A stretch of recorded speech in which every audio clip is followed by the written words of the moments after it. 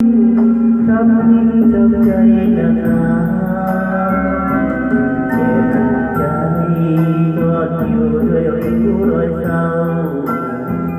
รอยแล้วรอยเล่าถูกเขาทำรอยเสียหานี่คงเพราะจนคนแค้นเงินราผู้หญิงเขาทิ้งเดือนหน้าตาพากันพร้อมลงคิดสั้นดูเที่ยวเดินเราไปใหญ่สร้างฐานะใหม่ให้งามสง่าราศีเมื่อเรารวยผู้หญิงเขาคงใหญ่อัศจรรย์เหมือนฝันนั้นปิดตามันมีเรียวเดิน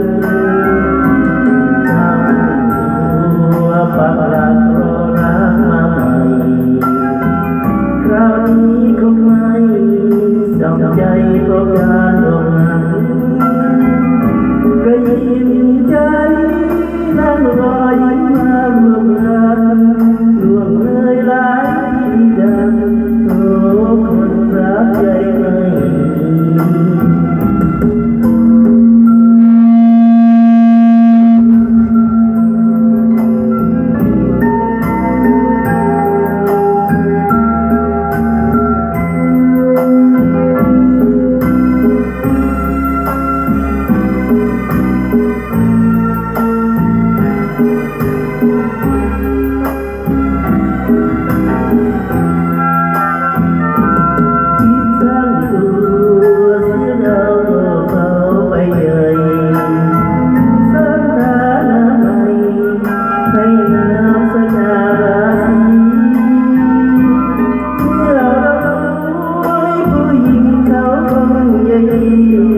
อัศจรรย์เหมือนฝันนั้นทิพย์ตามันมีเรียวนาทั้งตัวปักหลักรอรักมาใหม่คราวนี้ก็ไม่ทำใจเพราะการหลงหันกระยิมใจนั่งรอยิ้มมาร่วมรักล่วงเลยหลายปีดังโอ้คนรักใจไม่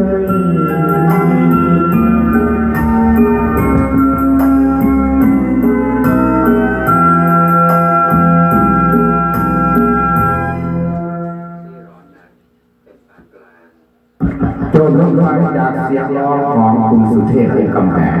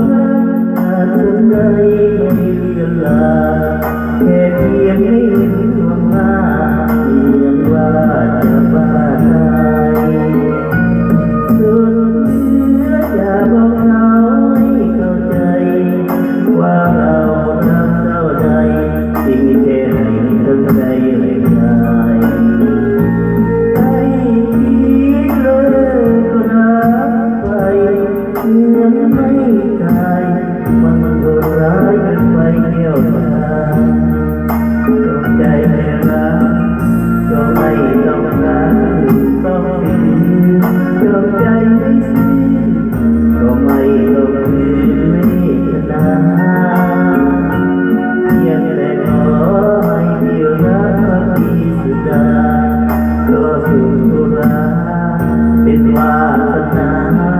พี่นาใจเธอนั้นจะรับรอง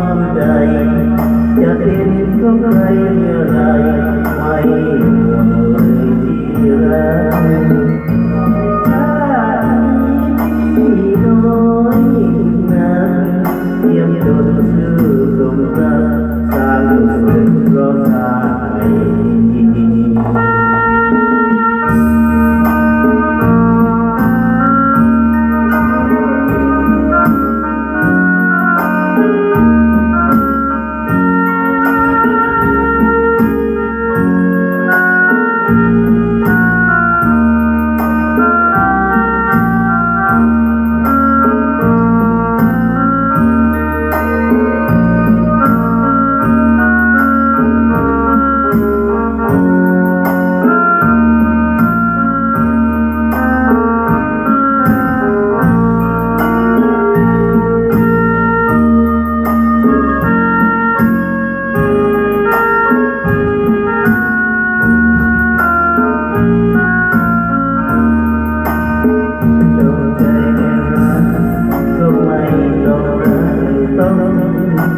ใจ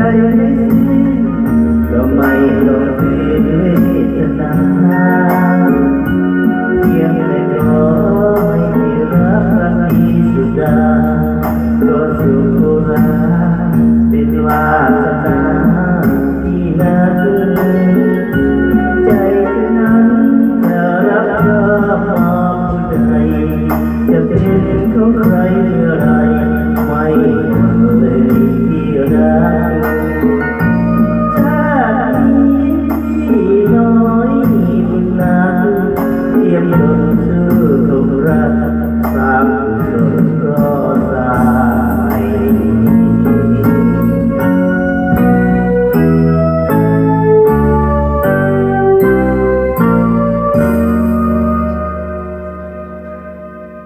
จบลงไปเพลงจากเสียงร้องของตัวแทนสุเทพวงศ์กำแพง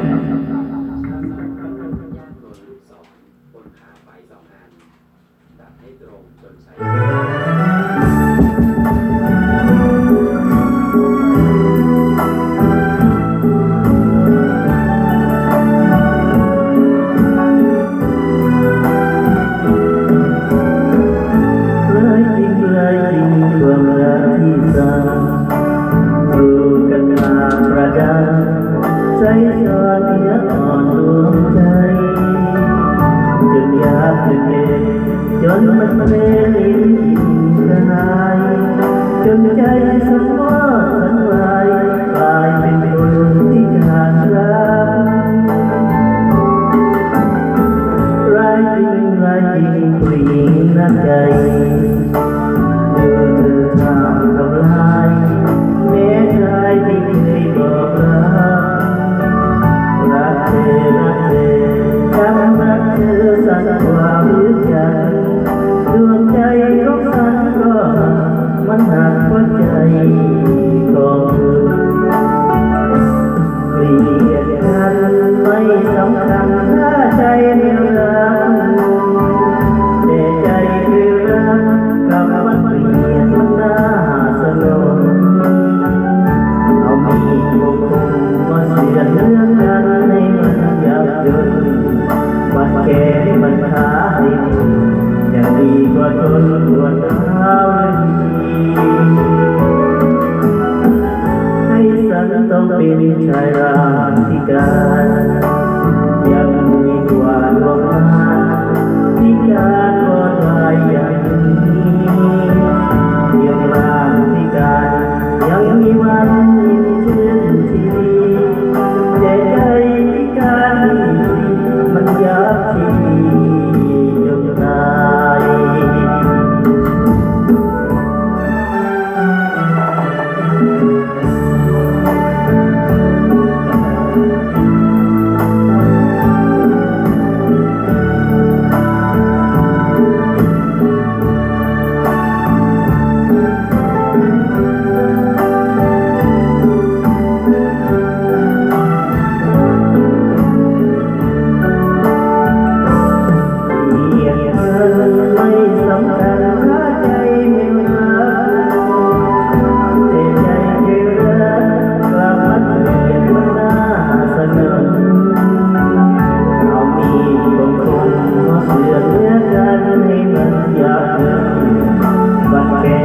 ใจ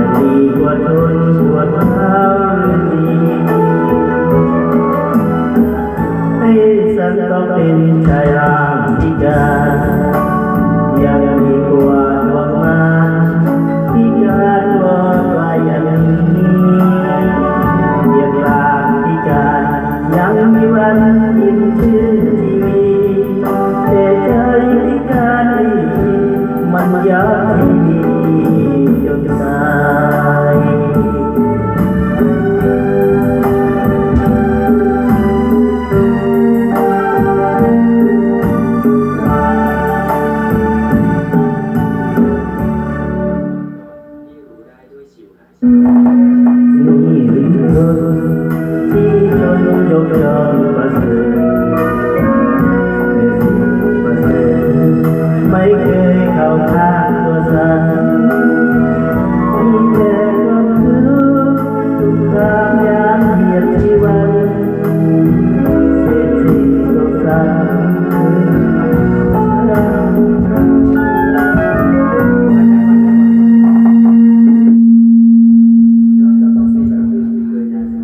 เป็นอะไรนะพี่น้อง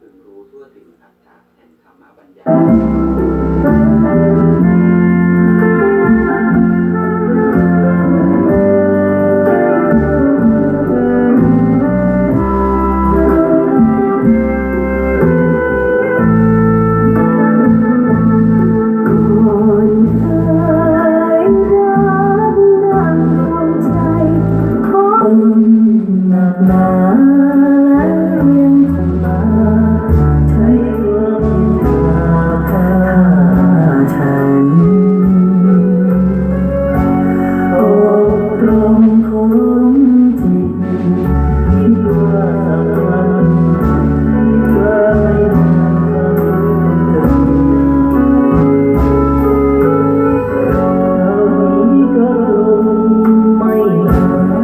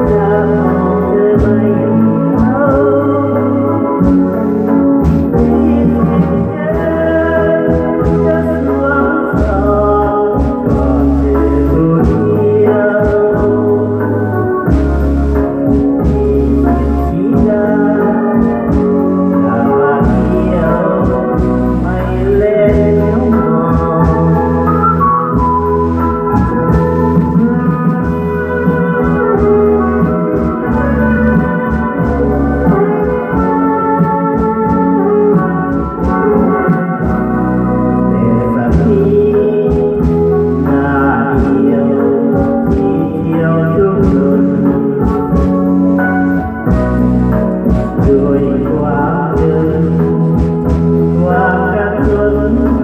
cho kênh Ghiền Mì Gõ để không bỏ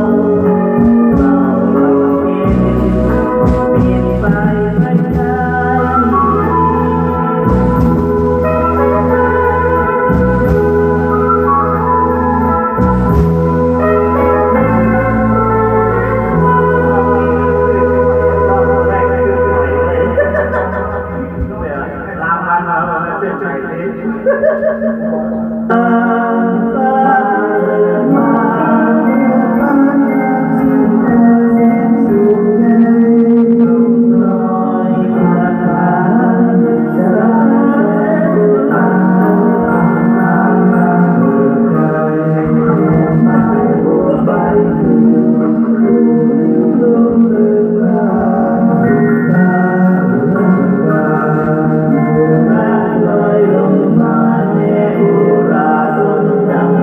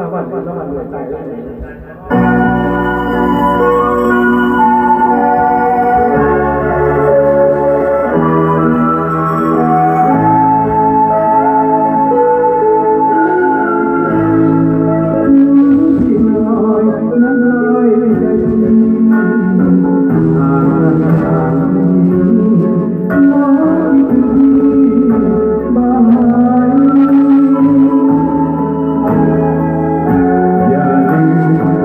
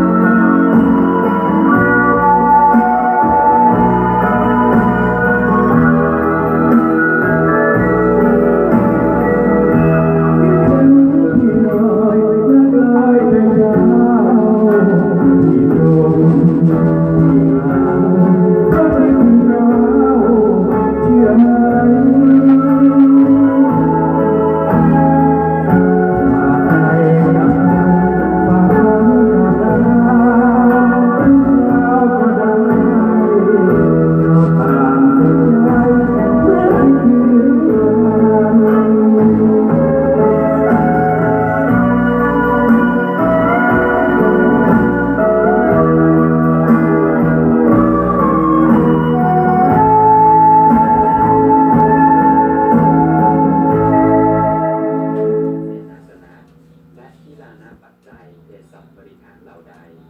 ที่บรรพชิตจำต้องนำมาบริโภค